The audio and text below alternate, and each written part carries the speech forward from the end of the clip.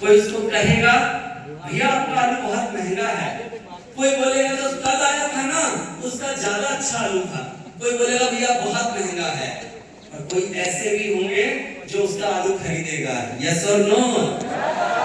आप इसको चेक करके देखिएगा, कोई व्यक्ति जो सुबह आपके इलाके में आपके एरिया में अगर सब्जी ठेला भरकर लेकर आएगा, शाम होते होते उसका ठेला खाली हो जाता है। दोस्तों जब वो सब्जी बेच रहा होता है उसे इस बात से फर्क नहीं पड़ता कि जो लोग बोलते हैं सब्जी महंगी है, सब्जी बोलते हैं किस तरह की है, उसका कान उन लोगों की बातें सुनने में लगा होता है जो उसका सब्जी खरीदने वाले हैं। यस और नो?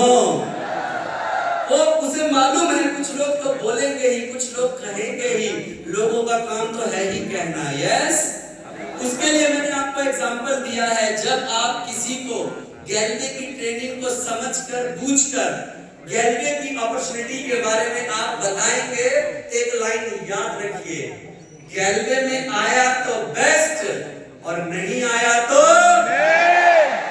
आया तो नहीं आया तो आया तो नहीं आया तो आया तो नहीं आया तो। ये बात आप ध्यान रखिए कि परेशान नहीं होना है, और इसके ऊपर आपको बस एक ही काम करना है, अपने मोबाइल में जितने लोग हैं वन बाय वन करके सबको गैलवे की अपॉर्चुनिटी के बारे में बताना है। यस और नो? आ गया तो ठीक, नहीं तो नेक्स्ट को देखते हैं। परेशान नहीं होना है, इसलिए मैंने यहाँ पर सब्जी वाले का एग्जांपल आपको लगाया है, क्योंकि रोजमर्रा का एग्जांपल हम देखते हैं। राइट? तैयार है सब लोग? मैं मैदान छोड़ के तो नहीं जाएगा? पक्का? पता ये बात क्यों बोल रहा हूँ? जब मैंने गैलवे में शुरू किया था, शुरुआत के अंदर मेरी भी टीम नहीं बनी थी। शुरुआत में कई बार चैलेंजेस होते हैं, कुछ भाग्यशाली होते हैं जिनकी टीम बन जाती है, ज्यादातर लोग परेशान ही रहते हैं। शुरुआत में मेरे साथ मैं क्या बताऊं, सबसे पहले महेश भैया थे जिनको मैंने, विकास खत्री, मेरे जो बेस्ट पंकज शर्मा, आज भी मेरा सबसे जिगरी यार है, ज्वाइन करने से मना कर दिया उसने। उसके अलावा मेरे स्कूल के जितने दोस्त थे, मोहल्ले के थे, ट्यूशंस के थे, सबने मना कर दिया। दोस्तों टिका रहा, लगा रहा, तो यहाँ पर एक छोटी सी टीम बना पाया, छोटी सी टीम बना पाया। यहाँ पर सरजी सर बैठे हैं साथ में। उस समय का किस्सा है सर, जब मेरी 7-8 लोगों की टीम दिल्ली में बन गई तो आपने मुझे कहा था कि कुछ तू मोबाइल ले ले, तो मैंने कहा सर मोबाइल किस लिए? तो आपने बोला तेरी टीम बन गई है, लोग हैं, तो तेरे पास फोन होना चाहिए। उस समय सर पहली बार मैंने ना फोन का सोचा सेकंड हैंड, आपके पास उस समय सर 3310 था नोकिया का फोन, वो अपने आप में एक बहुत बड़ा फोन था, पहली बार उसमें गेम आया था। तो उस समय पुराना फोन ढूंढने की कोशिश करी, सर ने बोला टीम बन गई, नेटवर्क बन गया। मेरी वाकई में 7-8 लोगों की टीम तो बन गई थी। मैंने सीमेंस का एक छोटा सा फोन लिया दोस्तों, उस समय याद नहीं 1200 या 1400 रुपए का, और फोन लिया। तो आजकल फोन हम कहाँ पे रखते हैं? जेब में रखते हैं ना? Yes sir. मैं हाथ में रखता था, लोगों को पता चलना चाहिए फोन खरीदा है भाई। फोन लेना छोटी बात थोड़ी थी। फोन लिया, सही है, बढ़िया है। 5-6 दिन, 7 दिन, 8 दिन, 10 दिन हो गया, तो एक दिन मैं भैया के पास बैठा, मैंने भैया को बोला भैया एक बार फोन पे रिंग करना।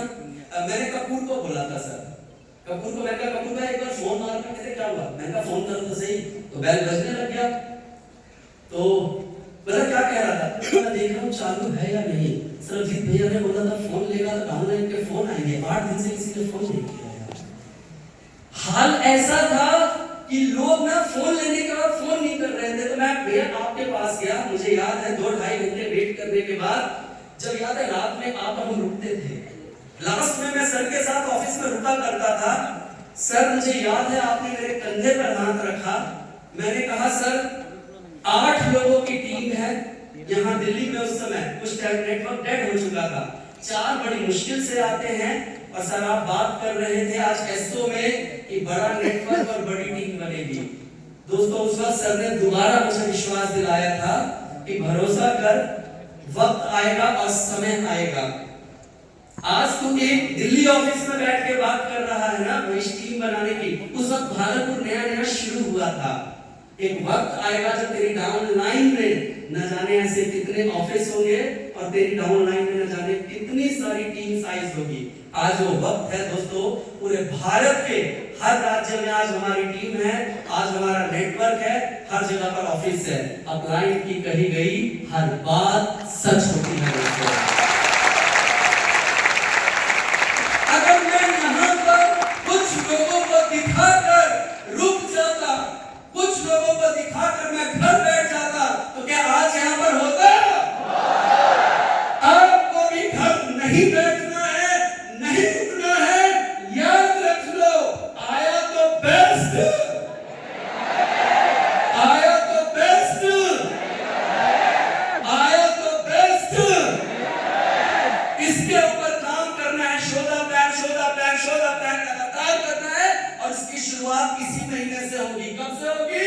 इसी महीने से। इस महीने ऑफर आया हुआ है, ऑफर को समझकर उसका भरपूर फायदा उठाइएगा, क्योंकि इस महीने का ऑफर इतना लाजवाब है, ऐसा ऑफर आज तक नहीं आया है और पता नहीं आगे आएगा कि नहीं। तैयार हो? Next slide. जब आप लगातार यहाँ बेहतरीन तरीके से काम कर रहे हैं तो जरूरत है फोकस होकर काम करने की, अपने लक्ष्य के प्रति एकाग्र रहकर काम करने की। Next slide. फोकस के अंतर्गत मैं 4 बातों को बताता हूं। Next slide.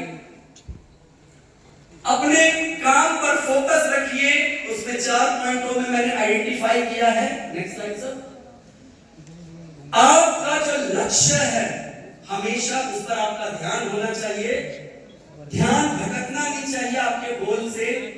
दूसरा है आइडेंटिफिकेशन ऑफ डिस्ट्रैक्शन, उसको ढूंढिए जो आपका ध्यान भटकाता है। तीसरा, अपने स्टैंडर्ड को लगातार बढ़ाइए। चौथा, जीवन में आप एक गुरु होना चाहिए। चलिए एक्सप्लेन करता हूं, बस 10 मिनट की ट्रेनिंग और रह गई है। ये एक फिल्म है भाग मिल्खा भाग। जिन्होंने नहीं देखा है लिख लीजिएगा, ये मूवी देखिए जरूर। इस फिल्म में दिखाया गया है मिल्खा सिंह जी बहुत गरीब थे, इनको फिर फौज में नौकरी मिल गई, लेकिन ये खाते बहुत ज्यादा थे। किसी ने गरीब घर का बच्चा था, कभी खाना भरपेट नहीं मिला तो भाई ज्यादा खाता था वो, तो उसने क्या किया, किसी ने बोला तू मिल्खा इतना खाता है, तुझे ज्यादा खाना खाना है ना, तो फिर तू चला जा दौड़ने में, तू अच्छा दौड़ेगा ना तो वहां खूब दूध मिलता है, खूब अंडे मिलते हैं, कोई मनाही नहीं है वहां खाने पीने की, जितना खाना है खाओ। शुरू में उनका गोल बना कि मुझे भागते तेज थे, वो उनका कोई लक्ष्य नहीं था। उनका लक्ष्य था तेज इसलिए भागना ताकि उन्हें क्या मिल सके, उनका लक्ष्य दूध था, खाना था दोस्तों। एक फोकस उनका पहले वहां पर था जिसके लिए वो भागते थे और मिला। Next slide. जब उनको समझ में आया यहाँ खाने और पीने की तो बात अलग, यहाँ तो देश की बात है। जब शेर सिंह का उन्होंने जैकेट पहन लिया था इस मूवी में, तो उसने बोला ये जैकेट कमाना पड़ता है, तो उनका लक्ष्य बना यहाँ पर कि उन्हें भारत के लिए जैकेट लेनी है। यस और नो? समय के अनुसार आपके भी लक्ष्य ऐसे बदलते रहेंगे। अगली स्लाइड। उनके गुरु ने बताया कि मिल्खा 45.9 का रिकॉर्ड है यहाँ पर, जो वर्ल्ड रिकॉर्ड है 45.9, तुझे वो ब्रेक करना है। अगली स्लाइड। गुरु के कहने पर, गुरु के सामने उन्होंने उसे रख लिया और अपना लक्ष्य बना लिया कि मुझे इसे ब्रेक करना है। फिल्म में दिखाया कि उन्होंने इस लक्ष्य को भी ब्रेक किया है, जिस वजह से उन्हें फ्लाइंग सिख कहा जाता है। यस और नो? इस तरह के लक्ष्य मिल्खा सिंह के थे। नेक्स्ट स्लाइड में है जो मैं बात पहले आपसे कर चुका हूं। ये तो इस प्रकार से उनका लक्ष्य था कि मुझे 45.9 में उसे क्रैक करना है। ये होमवर्क है आप सबके लिए, जो शुरू में मैंने ड्रीम की बात और आकर्षण के नियम की बात कही है। आप अपने सभी सपनों को लिखना है आपको, ये होमवर्क है। यहाँ से कुछ काम लेकर जाइए आप कि आपको अपने सपनों को लिखना है। जब लिखेंगे तो ही तो मिलेगा दोस्तों। स्टेप बाय स्टेप उसे अचीव करना है। तो ये तो हमने पहले बिल्कुल फोकस कर लिया अपने गोल पर। आप में से बहुत सारे लोग शायद ऐसा करते भी होंगे जो मैं आज आपको बता रहा हूं। यस, कहते हो भैया फिर भी क्या रीजन है कि मैं टारगेट अचीव नहीं कर पाता हूं, कहां कमी रह जाती है? Second slide, identification of distraction. देखिए वो चीज जो आपका ध्यान भटकाता है।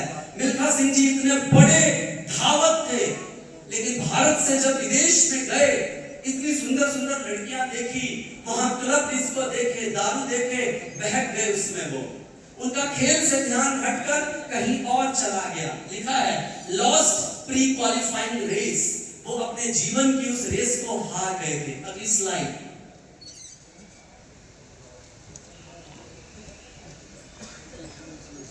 यहां पर आपको देखना है, यहां पर आपको देखना है कि क्या चीज आपका ध्यान भटका रही है। ये आप सोचिए, ये आप डिसाइड करिए कौन सी चीज आपको ध्यान इधर से उधर ले जाती है। अगली स्लाइड में मिल्खा सिंह जी का ही है। दोबारा फिर उनका इस मूवी में दिखाया गया है कि उनका ध्यान भटकने वाला था। नेक्स्ट स्लाइड सर, हाँ नेक्स्ट स्लाइड होने पर प्लीज बदल दे। यहां दिखाया गया है कि फिर कुछ ऐसा होने वाला था, मिल्खा सिंह ने अपना ध्यान नहीं भटकने दिया और फिर सेकंड टाइम में वो रेस को जीते थे। नेक्स्ट स्लाइड, सबका अपना अलग अलग लिखा है, राइट डाउन योर डिस्ट्रैक्शन। आप लिखिए कौन सी चीज आपका ध्यान भटका रही है। आपका ध्यान क्या भटकाता है? क्या मोबाइल आपका ध्यान भटका रहा है?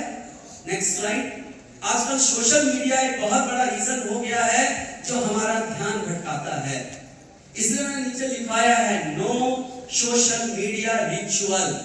क्या होता है आजकल लोग ना अपना फोन ऑन रखते हैं, आपने स्टेटस लगाया नहीं, तुरंत उनका जवाब आ जाता है तुरंत। आप फोकस होकर काम करें। एक को जवाब दिया नहीं कि फेसबुक पे कोई नया चीज आ गया, फेसबुक स्क्रॉल कर रहे थे कि इंस्टा पे कुछ आ गया, वहां कुछ कर रहे थे तो यूट्यूब पे कुछ आ गया। 2 से 3 घंटे कैसे निकल जाते हैं पता चलता है क्या? आप कहते सर पूरा दिन निकल गया, पता ही नहीं चला क्या हो रहा है। तो आजकल आपका ध्यान क्या भटका रहा है? एग्जाम्पल, कोई इसको गलत ना ले, क्या आपका ध्यान, अगर लड़के हैं आप किसी को पसंद करते हैं, क्या उधर से आपका ध्यान भटक रहा है? अगर आप मेरी कोई बहन है, आपको कोई लड़का अच्छा लग रहा है, तो क्या उस वजह से आपका ध्यान भटक रहा है? आपके मित्रगण दूसरी कंपनियों में चले गए हैं, उनका स्टेटस देखने से आपका ध्यान भटक रहा है?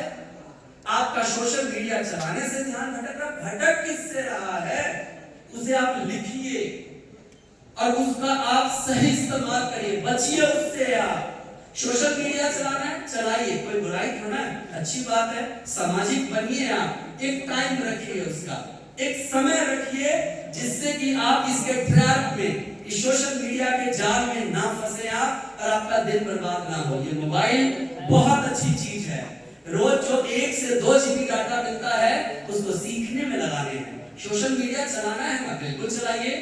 हमारे साथ दीप नारायण सर हैं, कंपनी की इतनी बढ़िया गैलरी का पेज बनाते हैं, रोज सुबह 8 बजे रोज एक नई पोस्ट आती है यूट्यूब पर, फेसबुक पर, इंस्टा पर।